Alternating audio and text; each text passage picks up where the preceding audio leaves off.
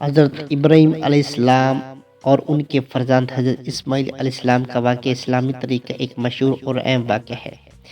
پس منظر: حضرت ابراہیم علیہ السلام اللہ کے ایک نبی تھے جو قدیم میسوپوٹیمیا کے شہر آر میں رہتے تھے۔ وہ اللہ کے نیک اور فرمانبردار بندے تھے، اور اللہ تعالیٰ نے بڑھاپے میں ان کو ایک بیٹے حضرت اسماعیل علیہ السلام سے نوازا تھا۔ خواب: ایک دن حضرت ابراہیم علیہ السلام نے خواب دیکھا جس میں اللہ تعالیٰ نے انہیں حکم دیا کہ اپنے بیٹے حضرت اسماعیل علیہ السلام کو ان کے ایمان اور اطاعت کے امتحان کے طور پر قربان کر دے۔ حضرت ابراہیم علیہ السلام خواب سے سخت پریشان ہوئے، لیکن وہ جانتے تھے کہ انہیں اللہ کا حکم ماننا ہے۔ سفر: حضرت ابراہیم علیہ السلام حضرت اسماعیل علیہ السلام اس جگہ کے سفر پر روانہ ہوئے جہاں قربانی کی جاتی تھی۔ چلتے چلتے حضرت اسماعیل علیہ السلام نے اپنے والد سے خواب کے بارے میں پوچھا تو حضرت ابراہیم علیہ السلام نے انہیں اللہ کے حکم کے بارے میں بتایا۔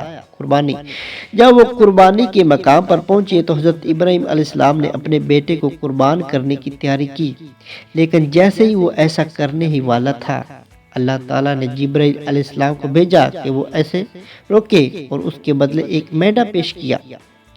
معجزہ: حضرت ابراہیم السلام بہت خوش ہوئے اور راحت محسوس کر رہے تھے کہ انہیں اپنے بیٹے کی قربانی نہیں کرنی پڑی۔ اسے محسوس ہوا کہ یہ خواب اس کے ایمان اور اطاعت کے امتحان ہے، اور وہ اس امتحان میں کامیاب ہو گیا۔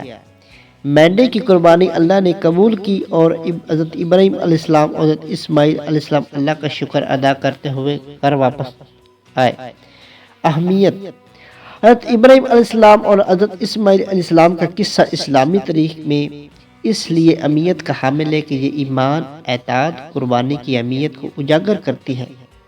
یہ اللہ کی رحمت اور شفقت کو بھی ظاہر کرتا ہے، جس نے ایک متبادل قربانی فراہم کی اور حضرت اسماعیل کی زندگی کو بچایا۔ جشن: حضرت ابراہیم علیہ السلام اور حضرت اسماعیل علیہ السلام کی کہانی عید الاضحیٰ کے تہوار کے دوران دنیا بھر کے مسلمانوں کی طرف سے منایا جاتا ہے، جو مینڈے کی قربانی اور حضرت ابراہیم علیہ السلام کی اطاعت کی یاد دلاتی ہے۔ ایسی مزید ویڈیو دیکھنے کے لیے ہمارے چینل کو سبسکرائب اور لائک ضرور کریں۔